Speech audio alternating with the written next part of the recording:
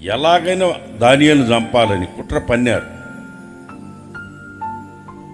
గుర్తుపెట్టుకోండి, ఒక వ్యక్తి స్పిరిచువల్ లైఫ్లో పునాది ఉంటే వాడిని ఎవరు కదిలించలేదు.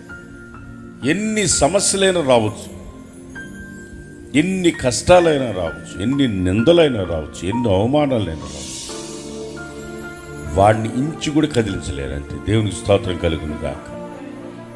ఇతనికి ఒక పునాది ఉంది. దానియేలుకి అదేంటంటే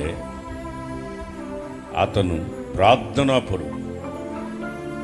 ఇంకొకరిని స్తుతించడం తెలుసుకొని ఇంకొకరు స్తుతించమని చెప్పి పూజించమని చెప్పి కుట్రతో కూడిన ఒక శాసనాన్ని వాళ్ళు ఆమోదం చేసుకున్నారు. రాజు ముద్ర వేయించుకొని, రాజుకే తెలియదు సంగతి. వాళ్ళు కుట్ర ఎంత ఉందని తెలిసి కూడా ప్రార్థన మాత్రం ఆపలేదు.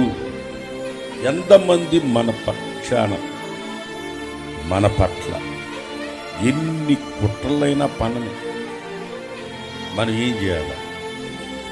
దానియేలు చేసిందే తెలుసు, మనకేం తెలుసు? ఎక్కడ దేవుని మందిరం వైపు తిరిగి ప్రార్థన చేయడమే తెలుసు. దేవునికి స్తోత్రం కలుగును గాక. కష్టం వచ్చినప్పుడు, శ్రమ వచ్చినప్పుడు, బాధలు వచ్చినప్పుడు, నిందలు వచ్చినప్పుడు దేవుని మందిరానికి వచ్చి ప్రార్థన చేసుకునే అలవాటు నీకుందా? దానియేలుకుంది. మోకరించి ముమ్మార్లు, రోజుకు ఒకసారి కాదు, ముమ్మార్లు 3 సార్లు ప్రార్థన చేసే అనుభవం అతనికి ఉంది. ఎందుకు సింహాలు నోరు మూసుకుని కూర్చున్నాయంటే అతనికి ఉన్న ఆయుధం ఒకటే, మోకరించి ప్రార్థన చేయడమే అతనికి వచ్చు.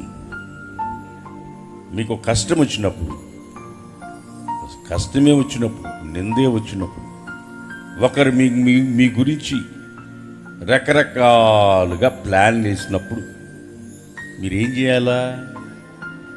ఏం చేయాలా? ప్రార్థన చేయాలి అంతే. అంతకంటే ఏం చేయాల్సిన అవసరం లేదు. మనం ప్రార్థనకు అంత శక్తి ఉందా? ఉంది. Amen. Praise the lord. Hallelujah.